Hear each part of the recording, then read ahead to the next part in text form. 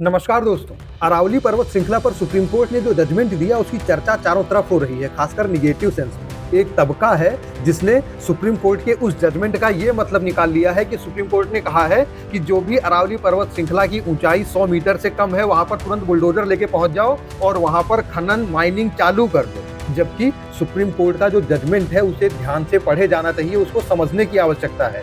Supreme court ने कहीं पर भी ये नहीं कहा है कि आज ही अरावली की जो पर्वत श्रृंखलाएं 100 मीटर से कम ऊंचाई की है वहां पर तुरंत खनन चालू कर दो। ऐसा सुप्रीम कोर्ट ने कुछ भी नहीं कहा है। सुप्रीम कोर्ट के उस जजमेंट के क्या मायने हैं आज इस वीडियो में हम वही समझेंगे। सुप्रीम कोर्ट ने अरावली पर जो अपना जजमेंट दिया है उस जजमेंट का एक पार्ट ये है कि सुप्रीम कोर्ट ने कहा है कि अरावली पर्वत श्रृंखला में जिन चोटियों की ऊंचाई 100 मीटर से कम होगी उन्हें अरावली पर्वत श्रृंखला का हिस्सा, अरावली पर्वत श्रृंखला का भाग नहीं माना जाएगा। अब ऐसा सुप्रीम कोर्ट ने क्यों कहा? अरावली पर्वत श्रृंखला 4 राज्यों में फैली हुई है, गुजरात, राजस्थान, हरियाणा और दिल्ली।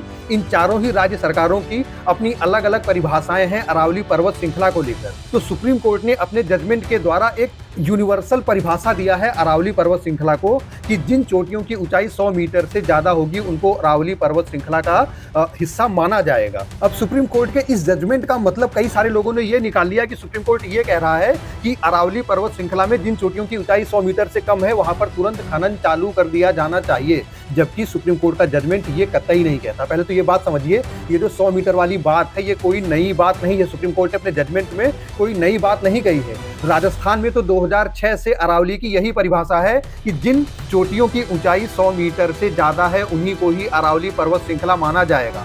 2010 में एफएसआई ने भी ये कहा था कि जिन चोटियों की ऊंचाई 100 मीटर से ज्यादा होगी, जिनकी ढलान 3 डिग्री से ज्यादा होगी, जिन दो चोटियों के बीच में कम से कम 500 मीटर की दूरी होगी, उनको ही अरावली पर्वत श्रृंखला माना जाएगा। ये बात कब कही थी? 2010 में। लेकिन उस समय के बाद से अरावली की इस परिभाषा को बहुत कठोर तरीके से सरकार लागू नहीं कर पाई थी। तो अब सुप्रीम कोर्ट ने अपने इस निर्णय के जरिए अरावली की उसी परिभाषा को और ज्यादा सुदृढ़ किया है और ज्यादा सरल किया है और इस परिभाषा के बाद और अधिक क्षेत्र अरावली पर्वत श्रृंखला के अंतर्गत आएगा। इससे पहले क्या हुआ था आप ये भी समझिए। 2024 में सुप्रीम कोर्ट ने अरावली क्षेत्र में जितने भी नए कॉन्ट्रैक्ट्स हैं उनको रद्द कर दिए थे। पुराने कॉन्ट्रैक्ट्स के, माइनिंग के पुराने कॉन्ट्रैक्ट को भी रिन्यू करने से मना कर दिया था। और अभी इसी साल कुछ महीने पहले ही केंद्र सरकार ने एक ग्रीन दीवार परियोजना चालू किया है, जिसके तहत जो ये 4 राज्य हैं उनके 29 जिले जिनमें अरावली पर्वत श्रृंखला फैली हुई है उसके 5 किलोमीटर के क्षेत्र में एक हरित वन बनाया जाएगा। 5 किलोमीटर के एरिया में, जो कि एक बफर क्षेत्र की तरह काम करेगा। तो सरकार अरावली को बचाने का प्रयास कर रही है और ये जो सुप्रीम कोर्ट का जजमेंट है वो उसी दिशा में एक सार्थक कदम साबित हो सकता है अगर इस जजमेंट को स्ट्रिक्टली लागू किया जाए। अब सरकार सुप्रीम कोर्ट में अपना माइनिंग प्लान सबमिट करेगी। इस माइनिंग प्लान में बहुत सारी चीजों का ख्याल रखा जाएगा, जैसे जो इको सेंसिटिव जोन है उनको कोई नुकसान ना पहुंचे, जितने भी नेशनल पार्क्स हैं, जितने भी सेंचुरीज हैं अरावली पर्वत श्रृंखला के क्षेत्र में, उनको भी कोई परेशानी, कोई दिक्कत नहीं होनी चाहिए। इन सारी चीज़ों को ध्यान में रखते हुए सरकार अपना एक माइनिंग प्लान बनाएगी और उसके बाद ही अरावली क्षेत्र में नई माइनिंग चालू होगी। आप एक बात समझिए, ये जो अरावली का क्षेत्र है यहाँ पर सबसे ज़्यादा इलीगल माइनिंग होती है। तो ये जो माइनिंग माफियाज हैं ये भी सुप्रीम कोर्ट के इस जजमेंट को स्ट्रिक्टली लागू नहीं होने देना चाहते हैं।